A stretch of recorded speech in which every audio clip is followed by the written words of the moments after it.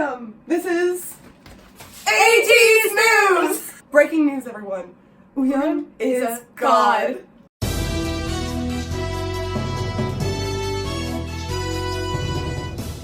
Welcome back to our channel. For those of you guys who are new to these videos, we're making theory videos.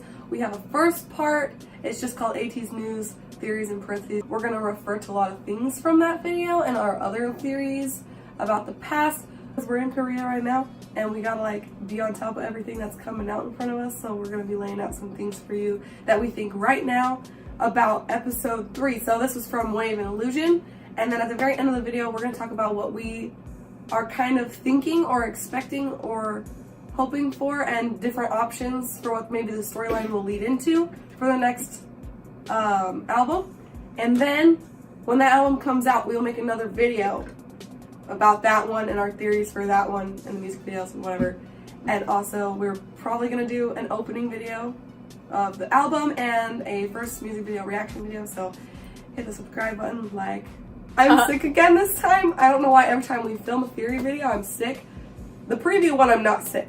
That's my normal voice. This is not my normal voice. So yes. Also, we have a bloopers video for the original first part. So if you want to look at that, it's dang hilarious. At least it's funny to me. Maybe it's not that funny to you. Okay. Yes. So check those things out. We're going to get into our theories really quickly. First, we're going to cover something we covered in the preview video really quickly. So for those of you who've already watched that, it might be a little bit of a reminder. For those of you who haven't seen the preview video, if you go back and watch it, it will probably have more detailed explanation in that video than this one, because we're going to just briefly go over it real quickly here. And that's the Pleiades constellation. Yeah. And this is coming from the Wave music video. So we're talking about episode 3 again. Yes, in the Wave music video, at the very, very end, they're standing in a formation on the ground. It's seen at a horizontal angle in the halfway through the music video. And from above, we thought it was weird. Sabrina looked it up. She found the constellation. Mentioned this in the preview. The preview, if you rotate the constellation, it lines up with their positioning in the music video, or you can rotate them. It doesn't matter which one you rotate. And they line up with these stars, and that constellation is the Pleiades.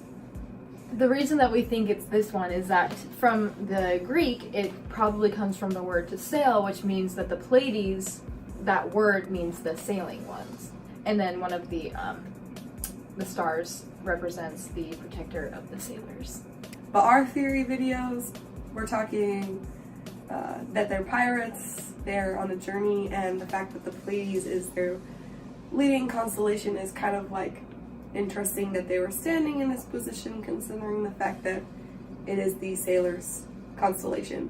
And why is it so prevalent, Sabrina? When it's visible in late October, early November time, it marks the opening of navigation season. So basically, one thing Sabrina told me after doing some research on it is that you can see it in any hemisphere, and that's why it's very advantageous for sailors to use as their way of compassing during the night. Of course, the fact that they recreate this constellation in their music video, I think, is pretty prevalent to the idea that they are pirates, they're sailors, they're travelers, and when they travel at night, they use the stars to guide them. Right, and Hongjun in the behind the music video even said that when he wakes up, he's got a special item just for himself, and it's the compass. So during the day, they use the compass, but during the night, they use the stars. That's basically the constellation idea. But what we wanted to get into, because that's the end of the music video of Wave, right? Going through the end, we believe Aurora is connected to the story. Not necessarily in the music video because it's a performance music video, but in the idea of the lyrics, it's kind of marks the end of the journey. They see the stars, everything's beautiful, and then what? So we're going to kind of review a little bit of what we talked about in our first part of this series, but the thing is we're not going to cover everything. So if you haven't watched that video, it'd be smart to go back and watch it just so you can kind of follow what we're talking about. There's a link in the description. We'll probably have a link at the end of this video. You can go check that one out. So now we got a teaser out just today with the keyhole. Because we know we're starting a new journey here, they said it in their tweet itself, that they're starting a new journey. We're thinking, but they're still looking for something, and the fact that it's a keyhole gave us kind of the idea of Are they locked in somewhere? Is it a treasure box keyhole? What kind of keyhole is it? But that kind of led us to thinking back a little bit, all the way back to the beginning. If you watch our other video, we ordered the songs in what timeline we believe is the timeline of the story, and for us, Halahala is the beginning. So Halahala being the very first part and beginning, when you look at the lyrics, they go to Hongjin's rap, and it's on rewound film is the first part of his line. So I'm starting to think, wait, what if it's rewound now? Like, it's a start of a new journey, but it's not just a new journey, they literally went back, or they're restarting. And we also were discussing maybe alternate realms or dimensions. That's also another idea that we have. So let's start with the new comeback poster.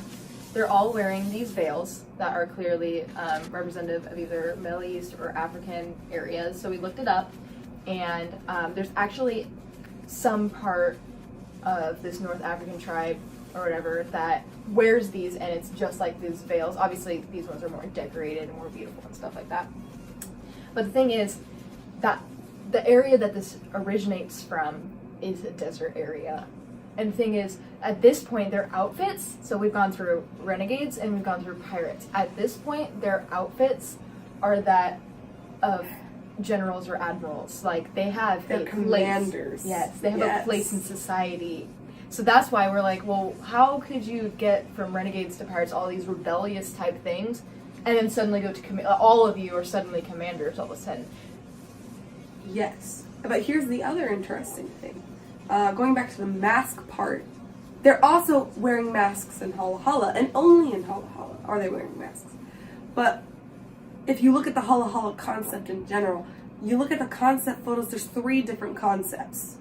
You have the Halahala concept, you have Say My Name concept, and then you have this other concept that's kind of in between, and we never really saw anything with it.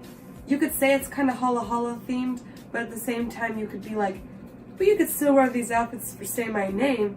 So, with those ideas, we were thinking maybe Say My Name and Halahala are actually different dimensions, and the 3rd dimension is also a different dimension. So we think that, like, with the dimensions, it all starts from one starting point and then branches off with different endings. But in the same time as dimensions, we're thinking it as a cycle as dimensions. So it's dimensional cycles. And we'll explain why we think it's in cycles, for one.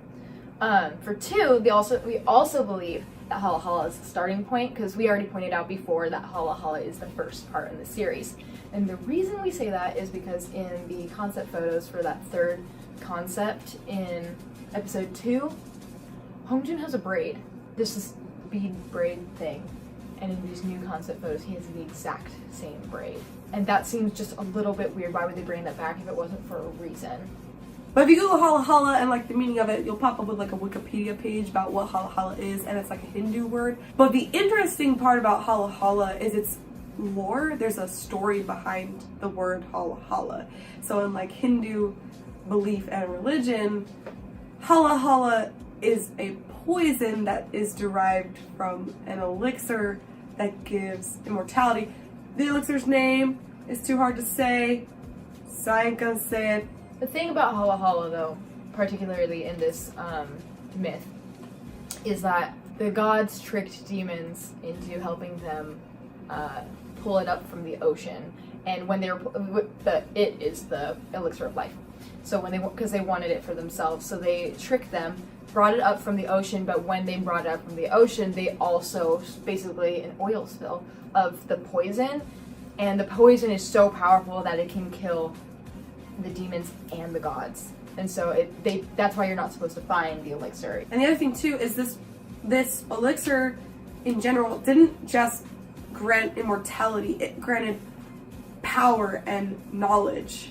And so it made sense that even gods who already have immortality would want to go after it, and why demons also would want to go after it. And so, the beginning of this episode, we said Young is God. So what we believe happened, lore-wise, is Young is just a very greedy god, wants everything for himself. So he decides to, he wants to gather these people together to go and get this elixir of life kind of thing. So that's where Halahala, the music video, comes in, because at the end, in the choreography, in both performance videos, it ends with Woo-young being the last one standing and wiping his mouth with what looks like blood out. So he's the only one that doesn't drink the poison. But he tricks them into drinking the poison. And the interesting thing is like, so he's the only one who doesn't partake, but he acts like he does. And while everyone else takes it, they all die. But he is just faking it. Right. And so it smears instead. And he gets to keep whatever they found. But because they partook of this, they get cursed. They all get cursed. And because Woo-young's following them around, and the idea of him being a god, it would make sense for him to be still participating and seem as if he's cursed, because he can make his circumstances as such. So that's where that makes sense. Especially because, yeah, he didn't partake of the poison, so in a way he's not cursed, right? He's an immortal being, and the thing with ATEEZ, though, like, is that they kind of get reincarnated each time, but they're cursed to be reincarnated every time, where they don't remember who they were before, but they have memories sealed away. For the cycling back, they've reached the end of Wave, and then at the end of Wave, after they've reached this utopia of sorts, suddenly, because of this poster we've seen, they get thrust back into Halahala. And that's where their curse resides, that once they find what they're looking for, they just automatically have to start over. And so, with the masks and the similar themes from renegades, but now to generals and commanders, they are now, it's kind of like the idea of good guys and then bad guys, and that brings the alternate dimension or cycle that will continue the next story and the next search for a new treasure. The idea of this cycle came from the Halahala theme and concept, and of course, since I've translated all the songs, I had to go look at my translation. Like I mentioned earlier, when you look at Hongjoong's rap, he says on rewound film, but the next lyrics after that is what makes me believe that it's a continuous cycle, and also makes me believe that they will keep going back to this Halahala state and back. It says on rewound film, that place is our starting point still. But then he says, even in a day 100 times more, come to my mind the first remnant, or that word in Korean can also mean footprint. So it's their first footprint, it's their first step out into a new journey. That's their starting point, and it keeps rewinding to that first step. Back and back and back. And then the next line in that is what kind of makes me feel like this next comeback really is them restarting, because it says, in the middle of the desert, footsteps increase a little. The sandstorm is made by rolling sand. At that end, when we arrive. And that last line's so weird. At the end, we arrive. I mean, yes, you arrive at your destination. But if you think about his whole entire verse all the way through, if you put that last line at the very beginning of it, it says, at that end, when we arrive on rewound film, that place is our starting point still. And with Korean, when you write songs and lyrics, sometimes your words have to be out of order a little bit from normal, grammar. And so the fact that this whole entire sequence just rolls in order until that last line that just sounds odd. But not only that, this line it can also be translated as until we reach that end and arrive. Which makes me think that even more so, this could be a cycle because of the double idea of the way you could read the lyrics. At the end of Say My Name, the line at the very end, now newly reborn, my mind, has nothing to do with anything they've been talking about before. And so that one kind of is like newly reborn, which goes back to the reincarnation kind of idea that they're back again. So in these lyrics, basically, we come to, I changed to that of a god. And in this one, we thought they were cursed after trying to partake of an elixir that made them immortal. And with that curse, they are basically now immortal, considering they are going to be living a cycle over and over and over again. And in a sense, that sounds like God, because they're immortal and they're living the life and chasing their dreams every freaking time they go through back to the beginning. Just change the writing, the value transforms like that, which makes me still believe that they're cycling back. They're talking about changing things and value and things transforming. So that is conclusion of part 1. Hit like, subscribe, watch some more, stick around for part 2.